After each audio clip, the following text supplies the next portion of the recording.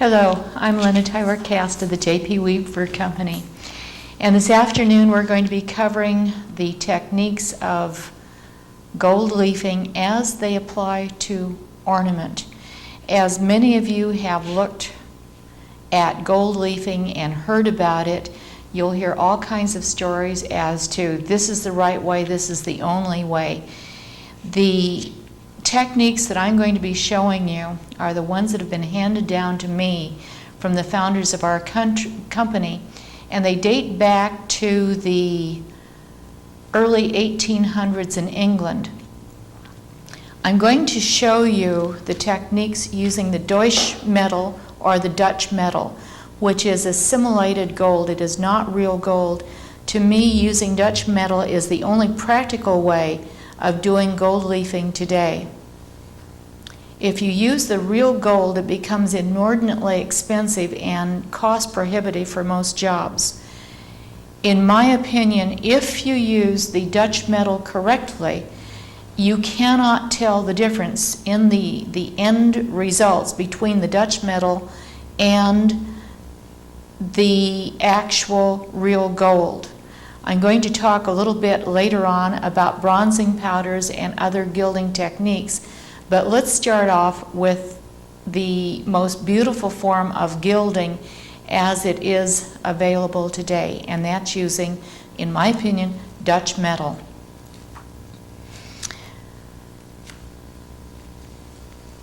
Dutch metal comes in several different forms and different colors. It comes primarily and most commonly in either gold or silver. And for those of you who have never seen this before, it comes in a sheet that's approximately 4.5–5 inches square. and it's packaged in terms of books. This represents a book of leaf. A book of leaf has 25 sheets to it. This is the silver, which is from aluminum, and this is the gold, which is a composite of different metals. Sometimes you can find the gold in different shades of gold. You can see how easily this breaks. My hands are a little bit warm because it's a nice warm summer day when we're shooting this tape. And one of the things you'll find as you do your gold leafing is that you want to make sure that your hands are as dry as you possibly can. Otherwise, the perspiration of your hands will cause the leaf to stick to your hands and not go where you want it to go. But this is the gold. Sometimes you can find slight variations in the shades of gold. And then I'm going to show you some other techniques for varying the tone of the gold. Most people who are just beginning buy their gold leaf by the book. This is not the cost-feasible way to do it. You buy it by the pack. A pack is comprised of 20 books of leaf. Each book has 25 leaves in it. It keeps indefinitely, so that I would buy it by the pack rather than the book. On an average, in average stores throughout the United States, you will pay somewhere in the neighborhood of $5.50 for a book of leaf. A pack of leaf you buy directly from the wholesaler, and in the literature that comes with your tape on gold leafing, I will share with you my wholesale source. This is August 1989, and currently a pack of leaf from my wholesale source is running in the range of $40 to $42 for a pack of leaf, depending upon the quantity that you buy. And that pack of leaf will go on and almost indefinitely. For example, on some of the very, very large mirrors that we've done that are very, very complex, we've only used 2 packs of leaf, which shows you how inexpensive it is to leaf something. You'll find that your major cost is relative to your labor, and that's what you have to learn how to assess as to how much time it's going to take. As I walk you through the steps that are necessary to complete a finally leaf project, you will see that the leafing complex, the leafing technique is labor intensive. The leafing that I'm going to demonstrate is applicable only to when you're using ornament. When you're working on a flat surface, you're going to be using the same materials, but you will get into lapping and proper lapping of the leaf so that your techniques will change ever so slightly. We're going to share with you the secrets that make our leafing so very, very good. As you look at different examples of gold leafing that you may find in your area, I want you to tune your eye to know what you are looking at. And what I suggest is go into an antique shop or a museum where they have samples of ormolu and bronze doré. This is a sample of a French time machine clock that was produced in the 1700s, and I don't know how well it shows on camera, but you can see the rich luster of the gold work. This was gold that was mercury plated onto a bronze base, and as the ultimate of that work of that particular period. The lions on it are done in bronze and give a nice contrast to the gold. If you look closely, the rim right around the face of the clock has never been restored, and it shows how the gold has anodized through the years and shows you the variation that the golds can go into. As I do my own work, I try to take my lead from history. Because it has survived in history doesn't necessarily mean that it's good, but you can find good examples and bad examples, and of course you follow the good ones and you use the bad ones as a guide as to what not to do. In gold leafing, you must develop an eye of judgment to know when something has been well done and when it has been poorly done. Just because it's been gold leafed doesn't necessarily mean that it's good. I'm going to show you several samples to illustrate what I'm talking about. I hope that they show up well on camera so that you can see what I'm talking about. This first sample that I want to show you is from a house that probably is in the $15 to $25 million. I couldn't even get that out. The $15 to $25 million bracket. One of the panels that we did for them that was leafed by someone else was brought to us for restoration, and we had to completely redo the design. But if you look at this very carefully, you will see that the leaf is flat. It is not that same kind of brilliance that you were just looking at. And also, as you look around the edges and into the heart of the leafed areas, it looks ragged and mucky to me. It doesn't look that beautiful, smooth, gilded look. There are several reasons for this that I will go into later. This, to me, is what not to do. I'm now going to show you a sample that is a very, very small sample of what I consider to be a much better example of the way the gold should look. This is a cutting from a job that we did some time ago, and is just a little fragment of a leftover. But you can see how clean the leaf is and how the polish that it seems to have.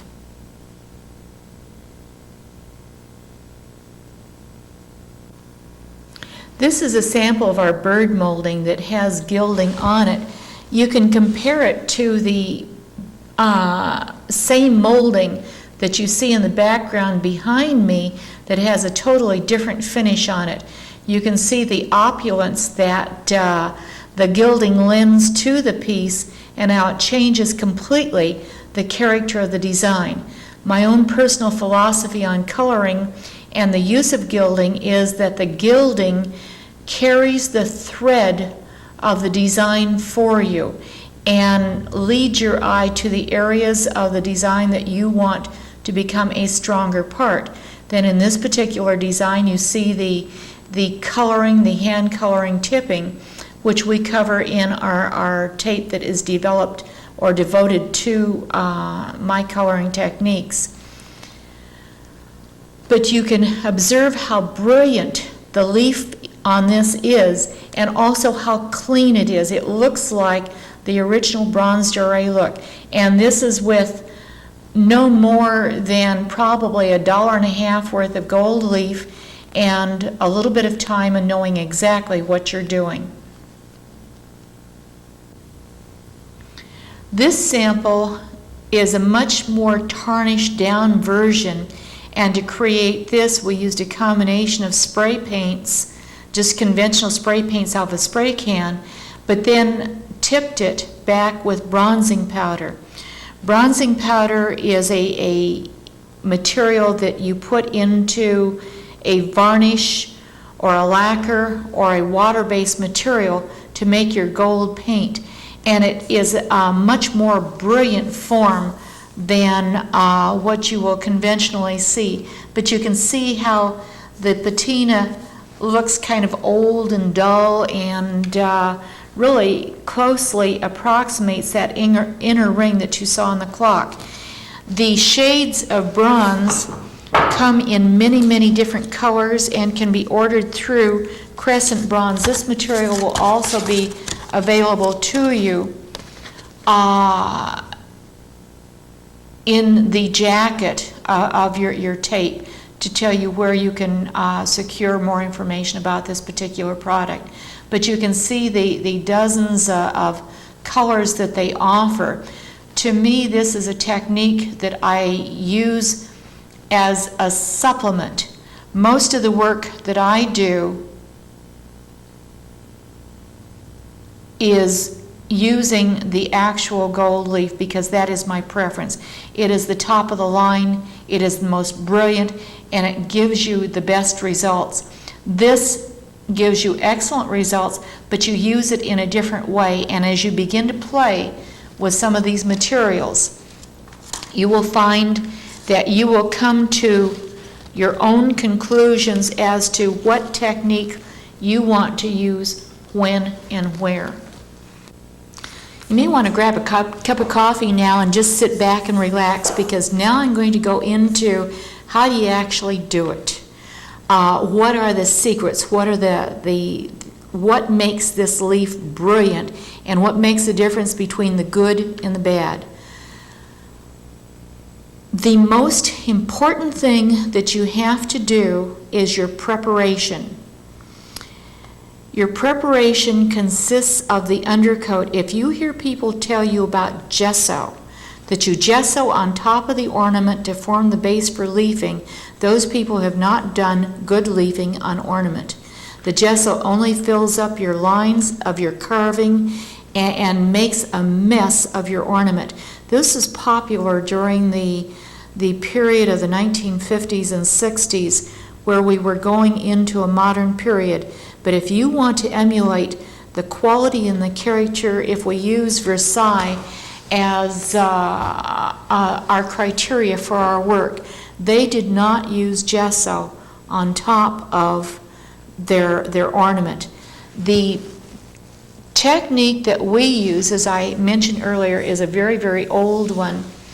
The most important part of this whole procedure is to do several good thick coats of shellac underneath or directly on top of your ornament and directly underneath your leafing. I'm very, very particular in this one area. I do not like to buy my shellac at a paint store because I don't know how long it's been sitting there. Shellac does age and it deteriorates with age. Shellac should only be mixed in a glass container. And we mix all of our own shellac. It's very, very easy to do. All you do is take any kind of a simple glass container, put your shellac chips in it, and this is what it looks like. The shellac looks almost like flakes of cellophane. And it takes very, very little to do the job. You put your shellac chips into a glass container and then cover it with either alcohol or shellac thinner, either one of which can be purchased at any paint store. And let's say you filled your container that full with shellac chips. You simply cover it with the alcohol or the thinner and let it sit overnight. Remember, not lacquer thinner, not paint thinner. It's shellac thinner or alcohol. And by the next day you can come back and stir it up, and you have a nice consistency of shellac. You want your shellac to be a little bit on the thick side, because if you have it a little bit thicker, it will work a little bit better for you, and you will need fewer coats of your shellac. The purpose of the shellac is to create a glass-like hard coat on top of your ornament and underneath your leaf. Your leaf will be brilliant relative to the hardness of that undercoat. And it's very, very simple. You just simply take and paint on probably 2 coats of shellac, depending upon the thickness and the hardness of your shellac. Shellac is a material that is very much like lacquer. In other words, you want to work it very quickly. You cannot sit there and brush it back and forth in the same manner as you would do with a regular or a conventional paint. You can see that what I'm going to do with this particular piece is I'm going to pre-leaf it so that it then could be applied to another surface. We do this all the time where we will pre-leaf a piece that's going on to, say, a black background. I'm going to be sending this piece off to a museum in Galveston, Texas, where they're trying to completely replicate some work that was done there in the late 1800s. And that's why I'm using the silver, because their original work was done in silver. But you can see I'm not brushing, I'm letting the material do the work for me. And I'm not going back, I'm doing one stroke over, and that's it. I'm not going back to catch it. When you're doing work like this, you have to be careful about how far down to the edge you go, because you do not want the shellac running around to the back edge of your composition, because if it happens to, if you get shellac onto this back surface of the ornament, that is your bonding surface, and the ornament simply will not stick. So you want to be careful to hold the shellac to this edge and not coming around to this back edge.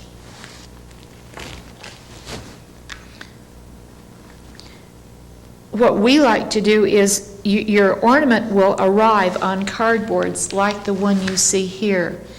And frequently when I'm preparing ornament, I will just use the back side of that cardboard as my surface for working. It has the back side of the cardboard has a certain blotting capability to it, and it makes it very easy for working.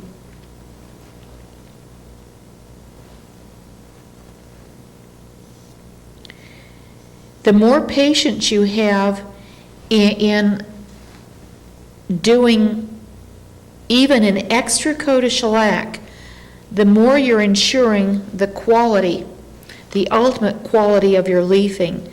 And the first coat is quite important. You want it to be very good, and you want to get into all the little nooks and crannies. The second coats, or the subsequent coats, you can do more toward just hitting the highlights. Shellac dries very, very quickly.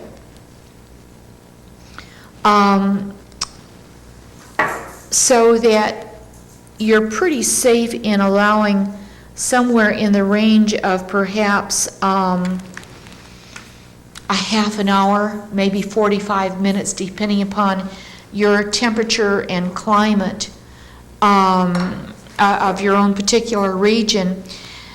And at the end of that period of time, you can go back on with your subsequent coats.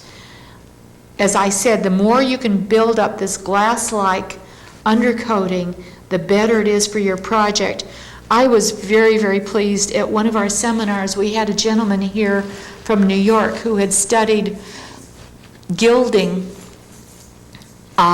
in Paris from the firm that does the restoration work at Versailles. And he said that they had developed that in history, what they had used was about 24 coats of a particular kind of varnish.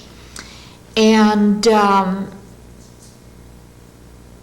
they had developed a varnish that would do in 2 or 3 coats what that previous 24 coats would do. But the principle is the same. You're creating a very, very hard undersurface.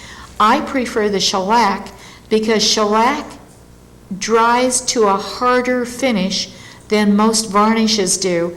And also most varnishes take a 24-hour drying time, whereas your shellac will dry for you in a half an hour to that 40 minutes, maybe even shorter depending upon the thickness of your coat.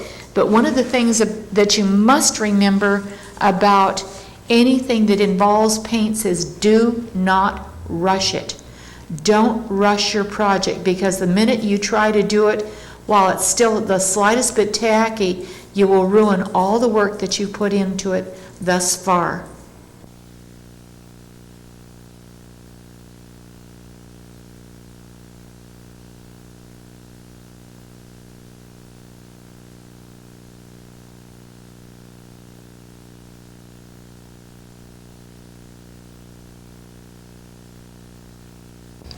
And continuing on, since I talked to you a few seconds ago, I have applied 2 more coats of shellac to this piece that I'm leafing for you, and I've allowed it to dry thoroughly in between, to the point now where you can see the consistency of this wonderful color that almost looks like an old piece of French wood. And that will be somewhat of a guide, and as you touch it, it almost has a highly varnished feel like you would find on an old piece of furniture, and you can notice the perceptive difference in the feeling of the hardness of the surface of the ornament. When you feel that this shellac undercoat has dried thoroughly, now we've taken a break for a bite to eat and have allowed it to dry thoroughly before coming back on camera to start the next step, so that now I feel that it's absolutely dry. There's no sign of tackiness, so that we can go on. Your next step is to apply the glue that will hold the leaf in place. The proper name for this glue is size, S-I-Z-E. Historically, there have been all kinds of sizes. You'll hear stories of egg whites and varnishes and just everything imaginable that man has tried to use. The traditional sizes were painted on. They were allowed about 8 to 12 hours drying time, where the size came to the right degree of tackiness to hold the size in place, and then when it reached what we call that dry tack, you then started the application of the leaf. I prefer one of the newer products on the market. It's probably been on the market maybe 10, 12, 14 years, maybe a little bit longer, and it's referred to as Wanda size or quick size. It is put out by the company from whom I buy the leaf, and you will find as part of the information with your leafing tape. This is a water base, white, milky looking liquid that has a medium consistency to it. And one of the things that's nice about it is that as you're painting it on, it takes on an almost iridescent quality to it. One of the tricks of sizing is you must remember what you have sized and what you have not yet sized. And one of the tricks that we've used if we're working on something that has more of a white type base to it is we may add a few drops of color, food coloring into the size. That way we can tell quite easily where we've been and where we have yet to go. And this is just simply the same technique where you take and paint the size on to the areas where you want the leaf to go. And I don't like this brush. I'm going to go from the pointed brush to a flat brush because it's not covering it the way I want it. That's much better. As I have tried to say in the seminars that we give, what we try to do for you is to show you the concepts behind what you're going to be doing. Then it's up to you to play and to develop your own techniques, because you will find that you will discover ways that I may not have encountered that work for you in your field conditions that you will want to employ as you do your work. And we're always delighted to hear from you, because if you stumble onto something that really works, then we pass it on to other folks who are struggling with new ways and means and techniques. It's just simply a matter of painting this on. The virtue of this particular size is that the tacking time can vary, be as little as 15 or 20 minutes if you're doing something that you really have to do in a hurry.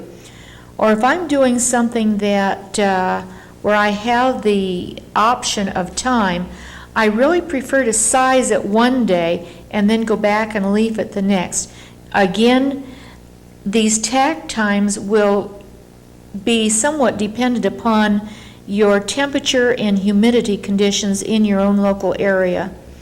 And you will have to experiment with it to find out what kind of variables. And then, of course, it will depend to a degree on how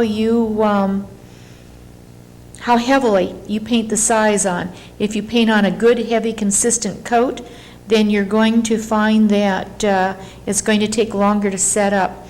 You'll find also that you want one quick coat on this, and you don't want to go back over an area that you have already sized.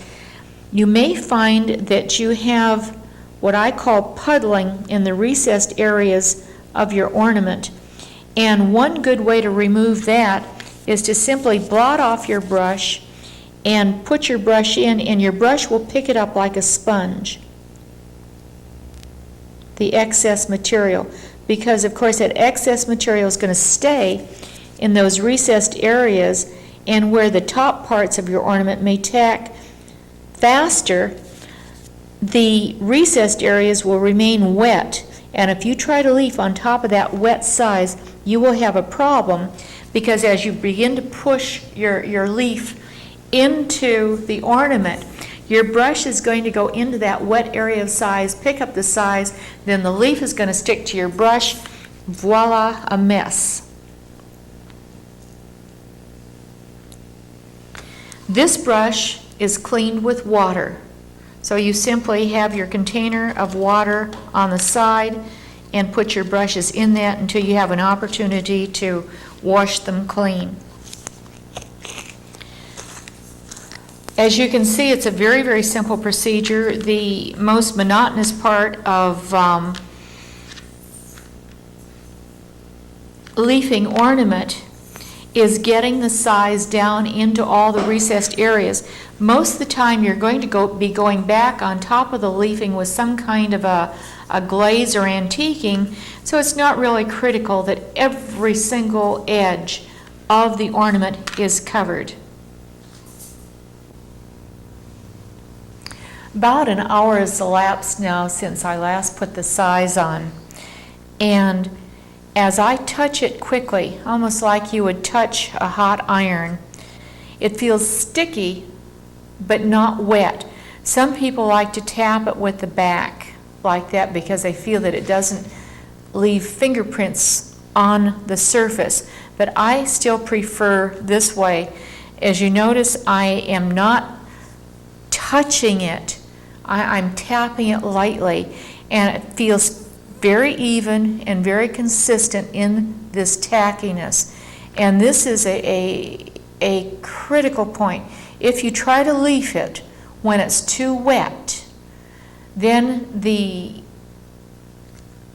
leaf will go gummy and ball up on you, like that sample that I showed you on mirror that I feel is the bad example. When you start to leaf, you simply pick up one of the pieces of the leaf, and what I like to do is I try to hold it up in midair, tack an edge of it into place, and then fold it down lightly and tamp the leaf into place. The brush I use is nothing exotic or expensive. It's just an ordinary old bristle brush that is a 3-inch brush that has been cut down to this particular shape. Now, I have other people on my staff who do leafing for me who do not like this brush at all. I love it. So that, again, it's something that each person will find that instrument which works the best for them. Now, I'm going to, again, holding the leaf up so that I can tap it in over then I'm going to break it loose and take that piece and put it down here over what I call the tail of the ornament. When I'm leafing, I will cover the entire surface first. Then I will go back and leaf a second time and really begin to press it into place now. I like to use a little circular motion when I'm leafing. It helps to get that leaf into some of the crevices of the ornament. Remember, the leaf is very, very reasonable, so it's not a cost factor in working with this, and you can be quite extravagant in the manner in which you use it. I like to just get it in there.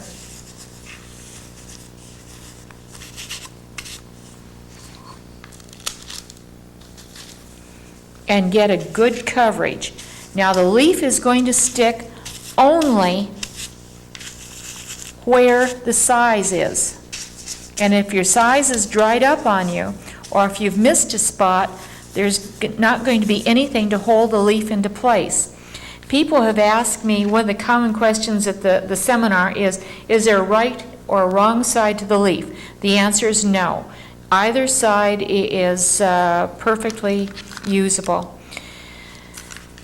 I've pretty well covered the surface, and you can see I only used 3 or 4 sheets of the leaf. If there is a large spot that you have missed, you can go through and leaf the entire process and go back with your size and pick up that one little spot or whatever that you've missed, and then carry on with the procedure. At the point I'm at right now, I have applied the leaf. I have gone over it, and I'm going to go over it one more time to make sure that I have the leaf bonded to all surfaces where I want it to go. This is the point at which you can ruin your leaf. The more you brush it, like I'm brushing it now, the more you're going to scar and scratch the surface of the leaf, which dulls and tarnishes it. You want to keep this part to a minimum. And this is where I'm going to share with you one of our secrets. About 3 years ago, we were doing a huge picture frame for a special client. The frame was roughly 8 foot by 12 foot, and the frame stock was over 12 inches wide. That's the size of an average residence in an average room. And as I mentioned before, and I can't overstate this, that your leafing is relative to the amount of brushing that you do on top of the leaf at this point, and that's what will dull it down, or one of the things that will dull it down. And this is what we stumbled onto. If we took our air compressor and we took and came in very, very tight and started blowing this stuff off, we were not touching the surface of the leafed area, but it blew off all those little hairs and fibers.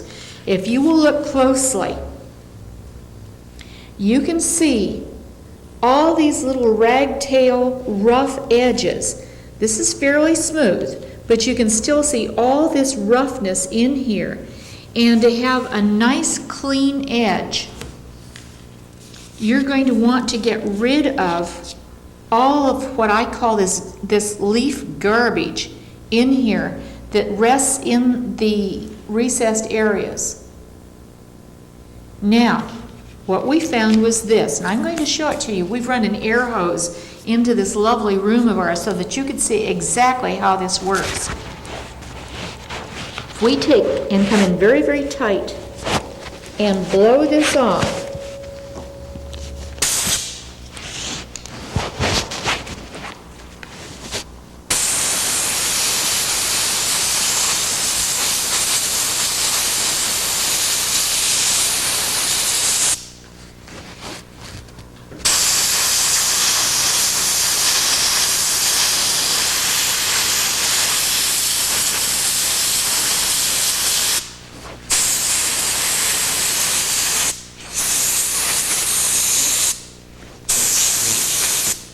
I'm trying to hang on to the piece while I show it to you, but I hope that you can see on camera how it literally blasts all those little fragments loose. Believe me, you can spend hours brushing and not be able to get it this clean.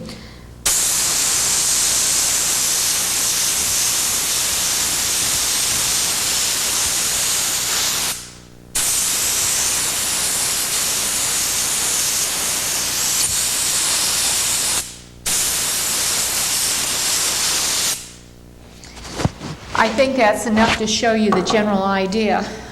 Many of you are professionals and will have air compressors available to you.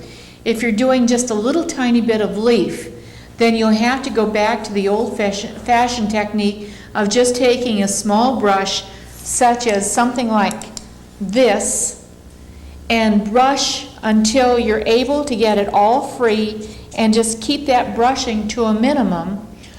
Or if you're doing a larger job and you don't want to invest in a small air compressor, you can rent one. Or you may have a friend who has one that you can borrow. They're really quite readily available, and if you think that you're going to be doing any leafing or any amount of leafing through the years, you might truly consider investment in this, because this has improved our leafing 400% over what it was before. For those of you who've done leafing before, you can see how smooth this leafing is.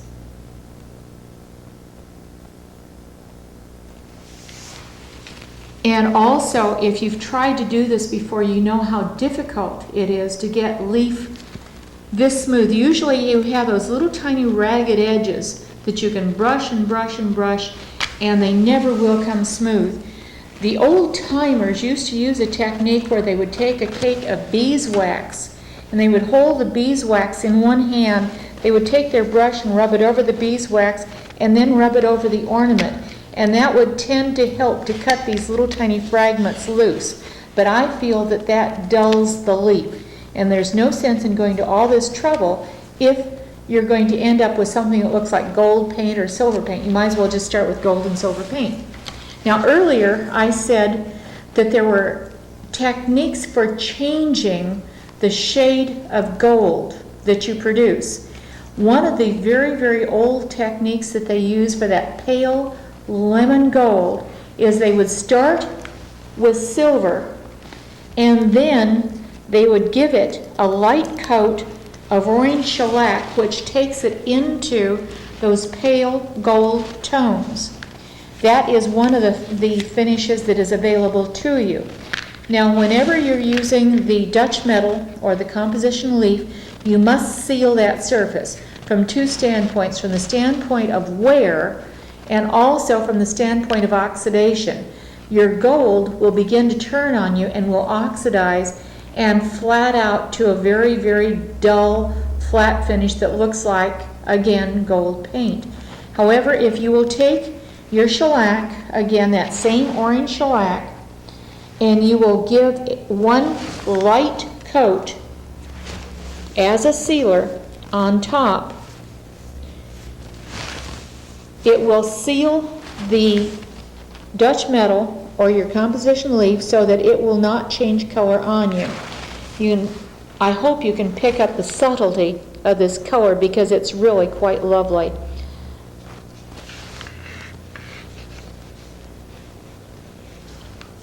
Once you have sealed the leaf, then you're ready for whatever you want to do with your gilded ornament next, whether you're going to steam it and apply it to another surface, or if you have leafed this on top of a situation where the ornament has already been applied. It's important that you try to get a consistent, even coat without the shellac puddling on you, which sometimes is a trick in and of itself. If you notice, you'll notice that my brush is really fairly dry. I don't like to work with a really loaded brush because in doing a dry brush, you're controlling the amount of your material. On camera, because we're coming in very, very tight, you'll notice that there are little voids in some places in the leaf, but when you back off and look at it from a distance, you will find that those little places are indiscernible. And again, it's a matter of how far do you take a project, how much time do you invest in it, relative to what you have to charge your client. If you're doing your own work, then you have the luxury of that type of precision. But most clients don't want to pay for the nitpicky detail that it takes to produce that kind of perfection. That pretty well does it for this piece. Of course, you clean your brush with alcohol or shellac thinner when you're working with the shellac. Now, for all practical purposes, the basic gilding process is complete. If you take the same thesis and you've worked with your gold leaf instead of the silver leaf, and you apply the shellac on top of it, you will deepen the tone of the gold.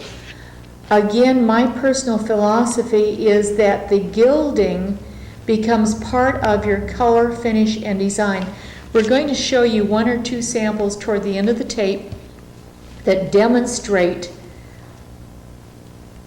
that philosophy of color design. I personally do not like a lot of gilt. I like it as a subtle thread that carries the theme of the ornament design, and I find it enriches the end product. This is our DH-157 where we've added a pair of scrolls on the end, and as you can see from the areas where I've already shellacked, that's the area where my leafing is going to go. In this particular situation, I wanted to do something a little bit different, so I'm going to add the silver and combine it with the white. We're going through the steps again where we have shellacked, we're adding the size, and we're sizing only the areas where we want to adhere the leaf.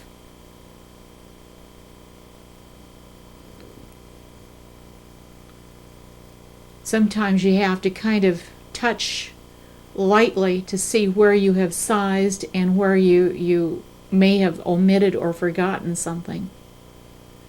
When you're using this size, you want to be very, very careful, and you can see that I am stroking it very, very carefully. You do not want to create bubbles. You don't want to paint it the way you paint a normal paint. You want to make it quick and easy. And by taking those nice smooth strokes, you will not create bubbles with your size.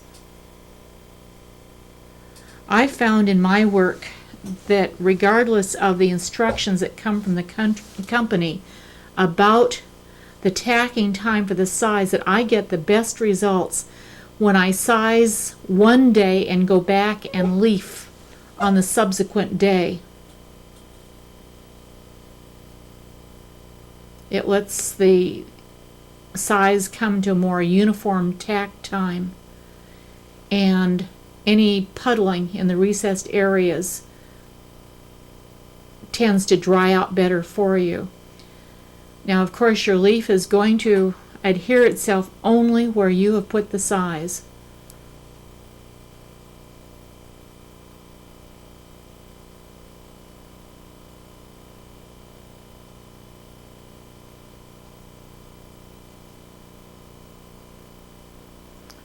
Looks like I missed a spot in there with the size.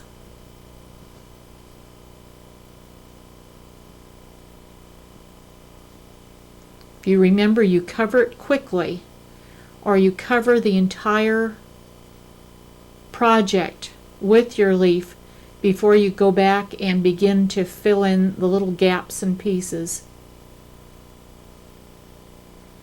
It's important to press the leaf down firmly and smoothly as you can, into place of wherever you want that leaf to go.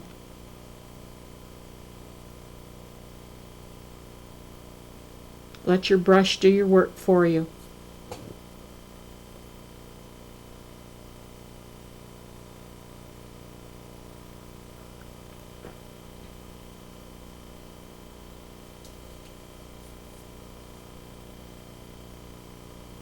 At this point it looks pretty messy, but once you begin working it down, you reach this particular point. Now you can see the areas where the size didn't catch, or else I forgot to size it. And this is one where I will go back and size it lightly, let it sit for an hour or so, and not bother to wait overnight.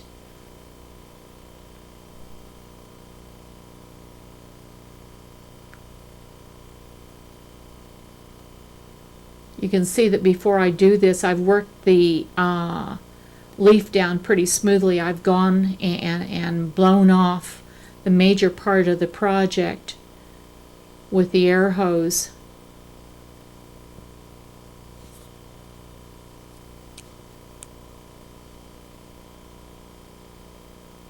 Little fill in and touch up. As you begin to look at this, you can see the way the gilding will carry the lines of your design, and really that's the most creative part of this, is deciding what areas you actually want to leaf. The final step is the shellacking, which seals in the leaf. It helps to prevent any wear spots, and in the case of your gold, it stops the oxidation process. When you're working with your silver, the orange shellac, of course, will tint the silver to that pale, pale lemon gold. At this point, you want to put your shellac on as evenly as you possibly can. This is something that's very, very hard to control, but most finishes architecturally are designed to be seen from a distance of 8 to 10 feet, so that the minute detail is really not that critical. You want it to be done well, but you don't have to labor it.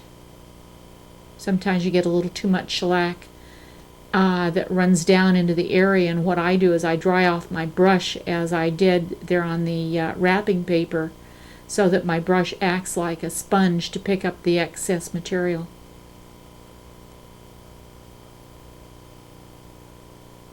Now this is the piece mounted in place, and we filled in with the wall color in the recessed area of the panel, which brought out the white of the flowers, and now you can get a feeling for whether you like this type of a combination or not. I had the problem with that beautiful white plaster crown molding, and I wanted to integrate this panel between the white door and the crown molding above, and bring in that wall color as well. I personally felt that it was very, very effective. Makes the ornament really bounce and stand out.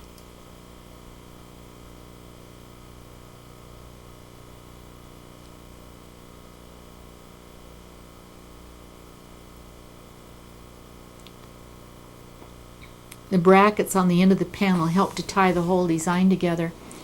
This is some cords that we have wired, which will hang off of a large vase, and it shows you how we have hung it from a wire in the shop, and we're just wrapping the leaf around the cord, brushing it down into place, and now we're air hosing it off, getting all those little hairs and fibers. Here they are, all assembled, ready to hang. These are the cherubs that will be worked onto the sides of the vases. These vases are over 6 foot tall. They were really quite an undertaking and a great deal of fun to do. We researched the design before we actually applied the ornament to these vases. Vases are kind of a celadon blue. And this is at the gilding stage, where we decided where our gilding was going to be. Of course, the ornament will self-bond to any surface, and here it was self-bonded to the porcelain. Here's the finished project with the cherubs attached to the side of the vases. We drilled into the vase and molly-bolted them on, and were able to use epoxies to hang the cords off the sides. We used our tipping techniques for hand coloring the flowers that were in the vase. Those cherubs were taken off an 18th century mirror design, so that they are really quite authentic.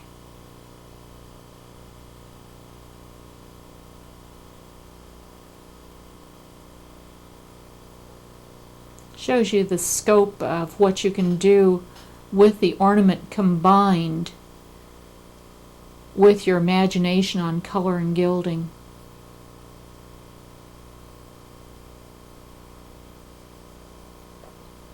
And this is the end. This is our famous seminar panel. This is the panel that everybody makes who comes to our hands-on seminar. We hope you've enjoyed the tape, and that it has been a help to you to take your craftsmanship one step further. If you have any questions, please feel free to call me. Just remember, every step that I've presented is critical to this type of quality. Thank you. Bye-bye.